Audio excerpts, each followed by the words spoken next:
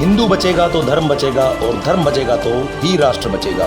यह उद्गार आज व्यक्त किए विश्व हिंदू परिषद के राष्ट्रीय प्रवक्ता और जयपुर प्रांत प्रचार प्रमुख अमितेश कुमार ने। अवसर था विश्व हिंदू परिषद के 60वें स्थापना दिवस पर हुए आज की बैठक का।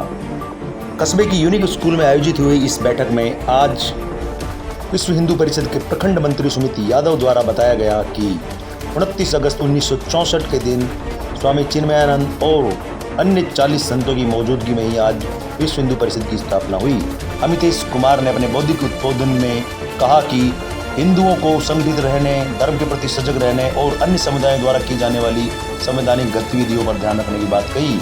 उन्होंने बताया कि विश्व हिंदू परिषद द्वारा बूढ़ा अमरनाथ यात्रा शुरू करवाना, 1984 में श्री राम जन्मभूमि मुक्ति आंदोलन प्रारंभ कर निर्णय स्थिति तक पहुंचाना, 8 लाख से अधिक हिंदू महिलाओं को लव जिहाद से बचाना, गौ सेवा प्रकल्प लेकर चलना, विभिन्न चल और अचल अस्पतालों का संचालन करना, लव जिहाद पर कंट्रोल रखना, लैंड जिहाद पर होने वाली असामाजिक गतिविधियों पर ध्यान रखना आदि सामाजिक कार्य किए जाते हैं।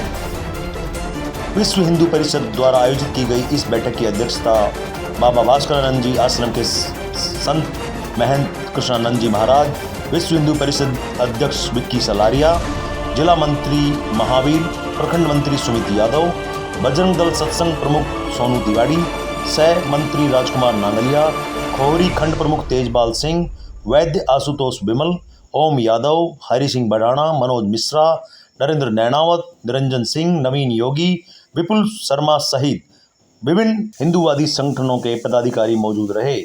अब आइए सुनते हैं क्या कहा मीडिया से अपनी वार्ता में वीएचपी के राष्ट्रीय प्रवक्ता ने।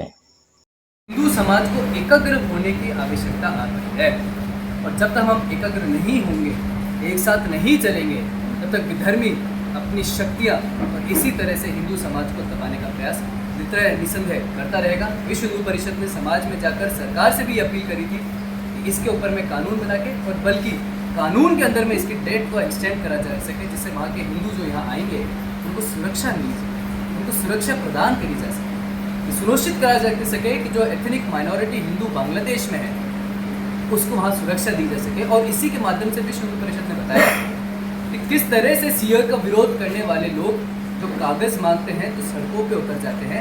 ये समझना पड़ेगा कि जहाँ एथनिक माइनॉरिटी हिंदू है वहाँ हिंदू इस अवस्था में है। अफगानिस्तान का केस देख लीजिए, पाकिस्तान का देख लीजिए, बांग्लादेश देख लीजिए। मुझे लगता है विश्व हिंदू परिषद हिंदुओं के लिए खड़ा है, खड़ा था।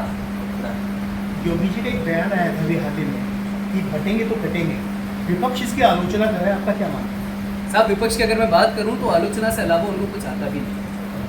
वही विपक्ष मंदिरों के अलावा भी बोलता है। वही विपक्ष ये भी बोला था कि मंदिरों में बलात्कार होते हैं। ये वही विपक्ष है जो बोला था कि मूर्ति पावरलेस होती है। ये वही विपक्ष था जो बोला था हिंदू हिंसक है। ये वही विपक्ष था जिसने राम के अस्तित्व पे सवाल खड़े थे। ये वही विपक्ष था जो जाति जनगणना की बात करता है, जिसको खुद की जाति का नहीं पता। धर्म है तो जाति है। और अगर योगी जी ने कहा है कि बटोगे तो कटोगे, तो क्या गलत कहा है इसमें? हम बट रहे हैं तो कट रहे हैं। तो जब एकाग्र होंगे तो ये बोलने वाली शक्तियाँ भी अपना मुंह मोह लेगी। जिस तरह से विपक्ष ने बोला है, पीड़ा इस बात की है कि विपक्ष का काम सिर्फ हिंदू विरोधी हो चुका है। विपक्ष का काम सिर्फ राम के अस्तित्व पर सवाल करने का था। विपक्ष का काम हिंदू देवी देवताओं का मजाक बने तो धर्मनिरपेक्षता कहने का है। मुझे लगता है भारतवर्ष में हर जना जो है वो हिंदू है और विपक्ष को समझना चाहिए कि हमें आलोचना कब करनी चाहिए और कब। सर, गोरक्षा को लेकर काफ़ी सारे सवाल उठते हैं। बहरोड में भी एक बड़ा मामला हुआ था।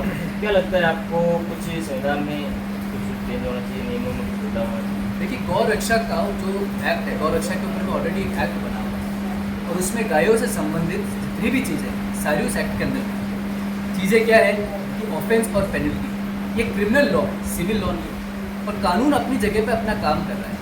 दिक्कत ये है कि प्रशासन कब अपनी जिम्मेदारी समझे। जो गौ रक्षा है उसको गौ रक्षक कहा जाए, गौ तस्कर को गौ तस्कर वो उल्टा जाता है। गौ तस्कर को गौ रक्षक दिखा दिया जाता है और गौ रक्षक को गौ तस्कर बना के समाज के बीच में लेके आ जाया जाता है। आए दिन वहाँ पर झड़प होती है तो उसको मॉब लिंचिंग का नाम दे दिया जाता है। और जिस तरह से जयपुर में अभी केस हुआ शास्त्री नगर में, वो मॉब लिंचिंग हुई। पालगढ़ में हुआ मॉब लिंचिंग हुई, लेकिन वो एक सेक्युलर और सो कॉल्ड एक पूरा जो समाज है उसको मॉब लिंचिंग नहीं मानता। मॉब लिंचिंग के ऊपर भी कानून है, गौरक्षा के ऊपर भी कानून है। प्रशासन अपनी जिम्मेदारी समझे, कानून को जिम्मेदारी समझनी पड़ेगी और इसीलिए गौरक्षक को गौरक्षक, गौ तस्कर को गौ तस्कर